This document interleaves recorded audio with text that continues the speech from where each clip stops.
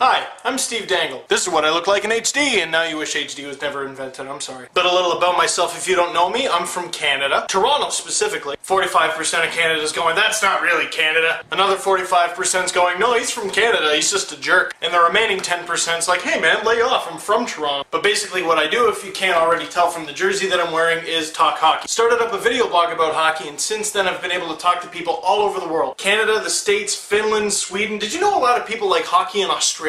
With ice and everything. The UK, Germany, everywhere. But you know who I never hear from, but I know they're huge hockey fans? People from Russia. And so today I'd like to say that I'm expanding. So I went down to the store, I pulled out my wallet, and I bought my very own Russian. Здорово, пацаны! Hey!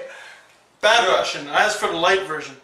Ну ладно. But I got it on a pretty good deal. Отличная цена была вообще. And it came with a free English app. All I gotta do is press this. Oh, hello, Steve. See, and it works. His name is Andrei Osachenko. Did I pronounce that right? Nope. Sorry, how do you pronounce that again? Andrei Osachenko. I'm going to call you Tom. Random seat change! And I like to think I know a lot about North American hockey, but our friend Andre over here knows about North American and Russian hockey. Which makes me more valuable, and I just hope you won't throw me away. And don't think I won't do it! Starting with... Mikhail Grigorenko. For people that are used to the improper pronunciation, we're talking about Mikhail Grigorenko. Obviously, very good Russian hockey player, young, not draft eligible until next year, but projected to maybe go first overall. And who's the guy who's coaching GM Quebec again? Oh, Gus. Eric.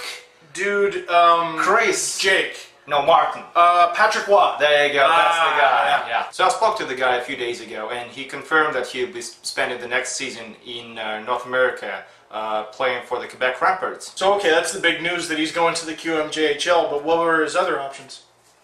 Right here, dude. Oh, okay, I don't know what that means. That means that his other option was to play for his KHL team, Red Army, but chances were that he wasn't going to play exactly in the KHL, but he would be playing in the minors, in the MHL, which is equivalent to the Canadian Hockey League, but in Russia. And of course the Ramparts have a really good reputation for developing Russian players and then sending them to the NHL.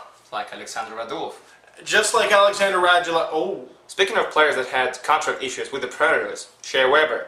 Shea Weber, of course, going to arbitration with the Nashville Predators, which the Nashville Predators asked for, and they came out of it with an award going to Shea Weber that was, you know, the biggest ever. The award was a one-year deal worth $7.5 million. Does that make him the highest paid player? Not the highest paid, but the highest salary cap hit amongst any defenseman. So wait a second, you mean no Lidstrom, no Chara? Life's not fair. And I mean, it's a ton of money, but on any given day, I would say Shea Weber is one of the top 5 defensemen in all of hockey. I mean, you saw him at the Olympics, right?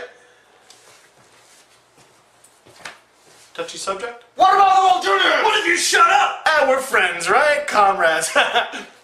Okay, so we mentioned Radulov, who left for the KHL a while ago, but who are some of the guys that left recently? Nikolai Zherdev, Brent Sopel, Jeremy Yablonsky, John Mirasti, Nick Ternasky, and the list goes on and on and on. I was running out of fingers. And everyone knows names like, you know, Brent Sopel won a cup with the Hawks, Nikolai Zherdev's name always seems to make its way to the headlines, but what about some of those other guys you mentioned? Well, I want to mention one team, Vitis Chehov. That's the team that signed Jeremy Yablonsky, Mirasti, Ternasky, and Keith Brannan this season. That doesn't exactly sound like a team that wants to cuddle. It sure doesn't, because in the previous few years they had Chris Simon, Nathan Pera, Darcy Vero, and Dan Markov on the lineup. Didn't Yablonsky try like mixed martial arts? He sure did. He got 3 belts. He had 3 belts? Heavyweight.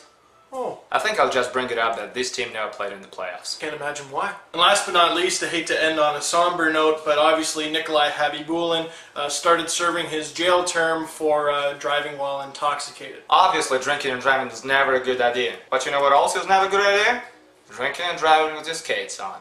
И в продолжение автомобильной темы новость из Казахстана. Там на дорогах города Актюбинска отловили водителя, который по праву может претендовать на одно из первых мест в списке самых идиотских поступков года. Мужчина, который, видимо, изрядно перебрал с алкоголем, управлял машиной в хоккейных коньках. Пока он еще мог говорить, полицейские выяснили, что молодой человек возвращался из торгово-развлекательного центра, где есть каток, и просто забыл переобуться. How do you say stupid in Russian? Тупой.